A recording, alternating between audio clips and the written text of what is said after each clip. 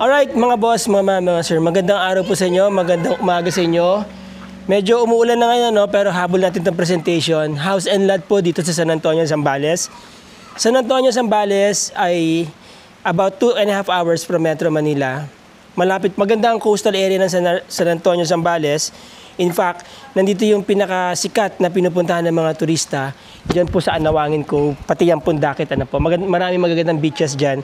From this spot, this is about 10 minutes papunta doon. Malapit po ito sa bayan. Mga 5 minutes lang or less, nasa bayan na kayo. Maganda po yung property, hindi pa natirahan to. 2024 natapos, ano po. Okay, dito na tayo sa loob kasi umuulan na eh. Alright, ito yung frontage ng property mga boss, no? Gated, fully fenced lahat. Naka-pave po, parking space, ayan, no? 1 car garage. Okay, right of way. Ayan. Ito lang naman po yung medyo rough road dito, no? Although hindi naman talaga siya rough road. Pagdating po dyan sa corner na yan, yan na po yung cemented road going to the National Highway. Dyan lang po yung National Highway. About less than 2 minutes dito. Walk mga boss yun ha. So napakalapit lang talaga ng National Highway. Alright, so tignan natin yung kanyang proximity sa drone shots natin.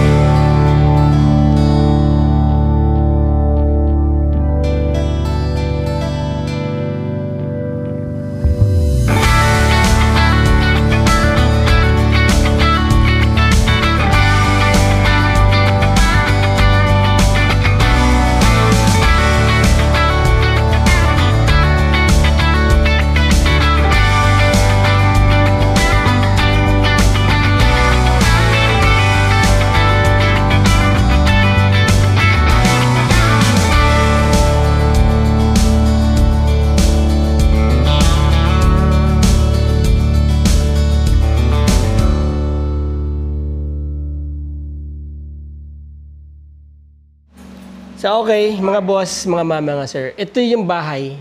No, yan. Anyway, nakita nyo naman na sa drone shots. Kilala nyo yun. Yan, si Ma'am Emeline. Alright, now, dito, nakasetback yung bahay. Ano po, mga 2 meters yan. Meron kayong pwedeng gawing pocket garden dito sa gilid. Ayan, no. Ito. Yun, dire-diretso hanggang doon. Ito po yung gilid. May second floor yung bahay, ano po. Spandrel sa labas. Sliding windows, no? Rough yung kanyang finish, pero maganda, ano po. Dito, mga 2 meters din po ang setback nito. And here, meron silang, actually sir, mga boss, mga sir, ngayon ko lang talaga mapapasok itong bahay. Wala pa akong idea kung anong itsura sa loob. So, I'll just tell you what I see as we go on. Dito, meron pong toilet. Kung meron man kayong mga kasambahay or gahardinero, o may halimbawa, di ba? Merong magagamit na CR dito. Okay? Yan. Yan po yung kanyang bakod. Nandito yung kanilang pressure tank. Okay, so kung mapapansin niyo ano, may sementadong area. Gaya niyan. Ito, dito may gripo eh. Kaya sementado dito. So, pwede ito maging laundry area yan ninyo. Pwede nyo pang pabubungan yan, ano, kung gusto nyo gawing laundry area itong corner na to. Yan, itong corner pag ganun, no. Diretso dyan sa CR. Pwede nyo rin gawin itong parang ihawan ninyo, no, grilling area, di ba? And then here, merong back door. Ito po. Leading yan sa loob, syempre. Nakalock pa yan. Buksan na lang natin mamaya. Bayabas. Meron kayong bayabas dito, native, oh. Walang bunga eh. No? May mga bunga pero wala akong makitang pwede kong pitasin. Okay. So, yan. Doon po tayo galing mga boss. Mga sir. Yan. Ito yung likod ng bahay. Okay, maluwag. Ano po? About 2 meters yan. Yan. Itong overhang niya, about 1 meter. Okay. Then here, ganun din, about 2 meters po, no? Magandang configuration. So, yan po yung garahe. Diyan tayo galing kanina. Kaya from the garage, pwede po yung dumire-diretso dito sa likod. Then may mga facilities pa dito, kuryente, saksakan, outdoor, outlet, and all weather. Okay? And then gripo, di ba? So, napaka-generous ng ano nila, no? Facilities. Alright, so going inside mga boss, from your garage or carport, pasok tayo sa loob. Now, this is the main entrance leading to the inside of the house. Wow! Ganda. Yan. Solid ang door mga boss, ha. At maluwag ano po. Hindi siya masikip. So, kung gusto nyo magpasok ng piano, pwede dyan. Alright, now, dito, meron parang bar. So, this is the kitchen. Ayan. Maganda ang height ng ceiling, ano po, mataas. Very clean. Ayan.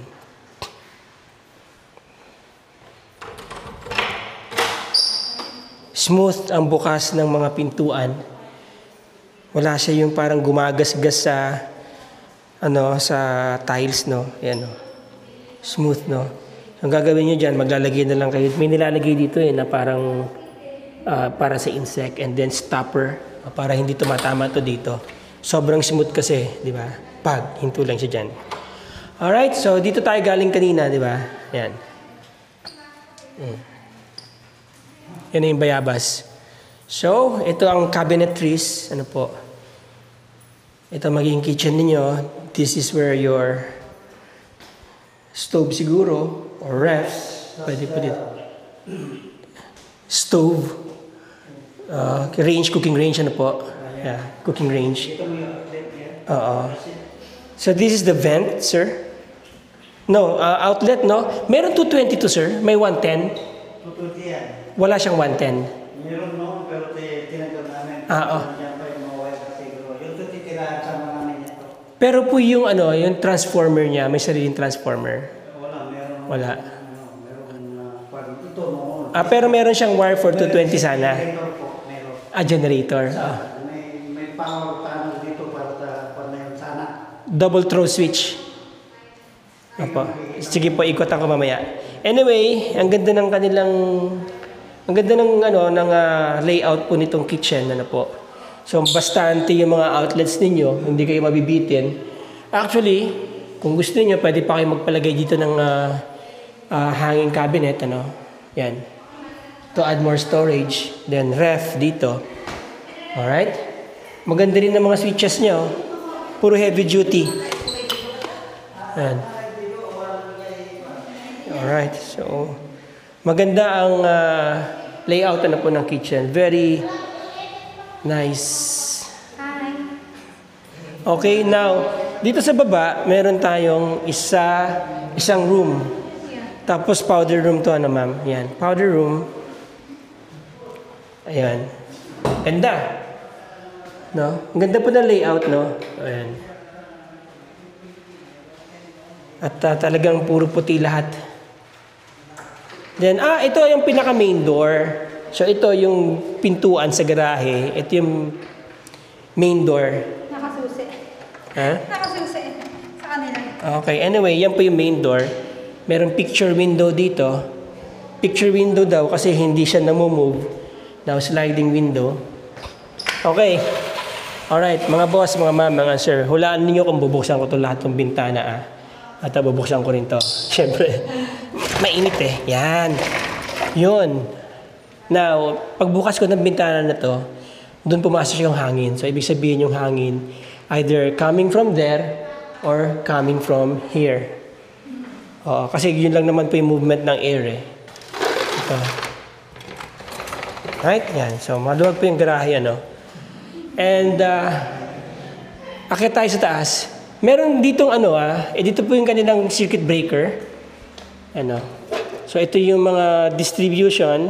And then, ito yung main. Siguro, may mga nakalagay naman po. And then, para sa generator daw yan. Or ito na yung main circuit breaker, no? Alright.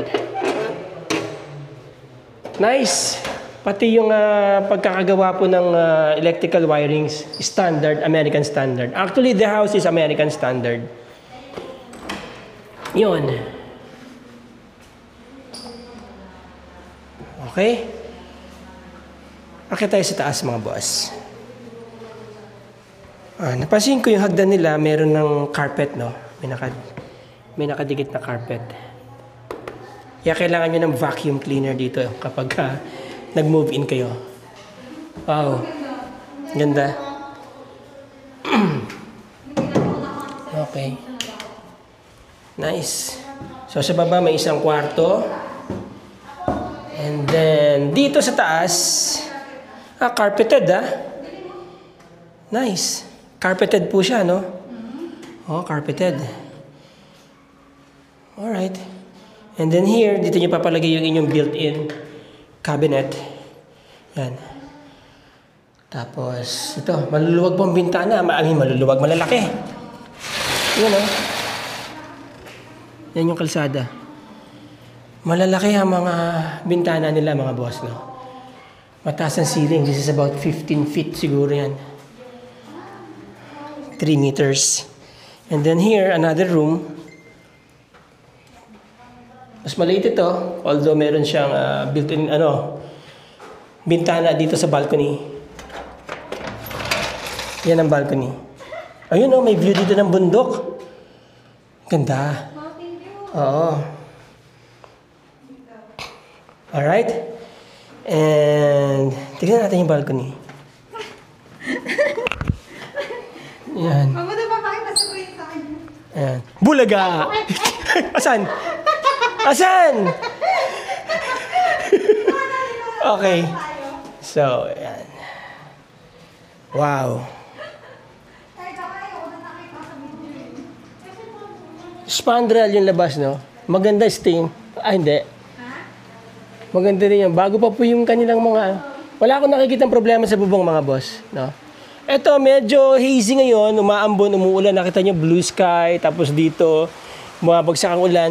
From here, makikita nyo yung iconic mountain ng San Antonio. Ayan, no? Natatakpan lang po ng ulap. Okay? So, halimbawa, magme-maintain din kayo, malaking bagay po itong overhang na yan kasi pwede nyo tungtungan yan kung may mga gagawin kayong pintura dyan o may kukuting-tingin kayo dito, di ba? Dito sa, sa kisame. Okay? Alright. There you go. And then, I guess, this is the, kaya ito? Tignan natin sa loob. Okay. Sakto lang naman yung hallway niya, no? So, meron tayong isa, dalawang kwarto, yun yung balcony. And then dito, meron tayong malaking kwarto rito. Carpeted din mga boss. Yan. May sariling toilet and shower. Or shower and bathroom. Tama? Toilet and bathroom. Okay, yan. Patay yata yung mga ibang ano. Yan. Sakto lang mga boss. Hindi naman siya masyadong malaki, hindi rin siya masyadong maliit. Right? Nandun yung service area. Okay. Ayan, ito yung kwarto. So, meron na nakaabang para sa aircon kung gusto niyo maglagay ng aircon. Window type. Pwede rin kayo maglagay ng split type. Siyempre. Yun. Umuulan mga boss. Blessings daw yan. Alright?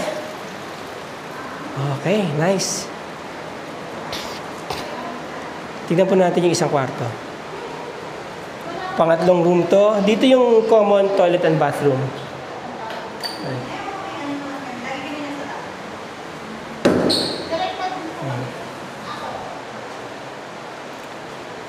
And shower area.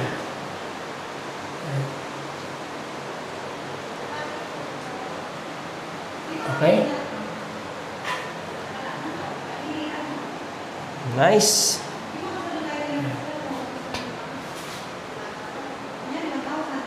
May mga saksakan na, di ba?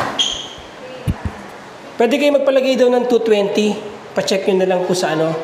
Amin ng 110 or 120. Pa-check nyo na lang sa electrician nyo, ano. May mga naka-ready na rin for mga cable, ano, internet cables. Heavy duty yung mga outlets niya. Pati yung mga switches, heavy duty, oh. Tapos naka-pin light po, ano, lahat. And then, another room here, of course, carpeted din. Dito, kita nyo rin yung view ng bundok. Ano, maganda ng bahay, mga boss, maaliwalas, no? Oh, kita nyo yung view ng bundok. Ayan na yung ano nyo, bakod nyo. No? Diyan po yung beach.